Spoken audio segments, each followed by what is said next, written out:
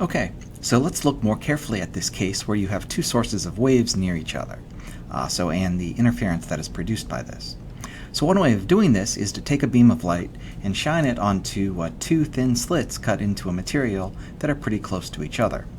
When that happens, the light that goes through each slit can then interfere with the light that goes through the other slit. So this is a lot like the simulation, the FET that you should have just played with. So the idea is that if you place a screen and project the light through these two slits that are close to each other, then you're going to have a very clear interference pattern that appears on the screen. Historically, this experiment was extremely important because it's the one that demonstrated clearly that light has wave-like properties. So the way this works is that the light comes through one gap, and then it can interfere with light going through the other gap. So as we just saw, you can figure out the interference by finding the difference in the path length between the two beams of light. So what is that difference here? So let's draw a ray from each slit to the point on the screen. So we have our ray 1 here, and we have ray 2. So the idea is we want to, once we draw those two rays, then essentially these rays are parallel, so the path length of the far slit is the same as the near plus the distance of this red triangle here. So this red line here is the difference in the path length. So the angle of the light ray from normal is also equal to this angle here and in this triangle, and the opposite side of the triangle is the difference in the path length.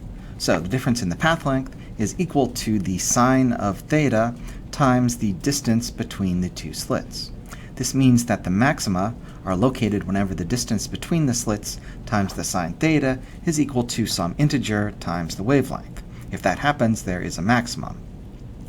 There's a minimum when the distance between the slits times sine theta is equal to m minus 1/2 times the wavelength, where again m is an integer. So that means that this produces a very clear interference pattern on the screen, and so if you're trying to find the path length, then you would take the distance between you would take the distance of the near length, and then you would add the distance, the path length distance between the two slits, which you find from our formula here. So L2 minus L1 is equal to d sine theta, so it'd be the distance of the near slit plus d sine theta. So yeah, this produces an interference pattern just like the one we just did in the last set of slides. This also shows how that all worked, sort of more quantitatively. So if we do our maxima formula here, so if m lambda is equal to d sine theta, and then if we keep a lambda constant, so lambda is a constant, the wavelength, right? So if we increase d, the distance between the slits, then the angle theta will get smaller. So they're inversely related. On the other hand, if we keep the distance between the gaps constant, then we increase the wavelength lambda, then the angle theta will increase. So just to be clear, what this is showing is that if we go straight down the middle, the path length difference is 0 right here, so we have constructive interference.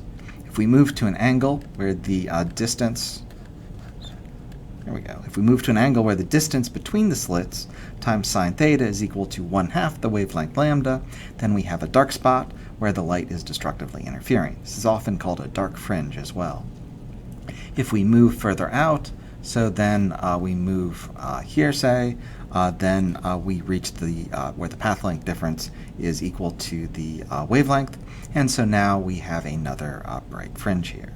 So the point is we get this very clear interference pattern. Then we can use these formula to find the maxima and the minimum points, so the bright fringe and the dark fringe. Okay, so you have a problem about finding the path length, so use the difference to be equal to d sine theta, and then add that to the length of the other path length, since that's giving you the difference.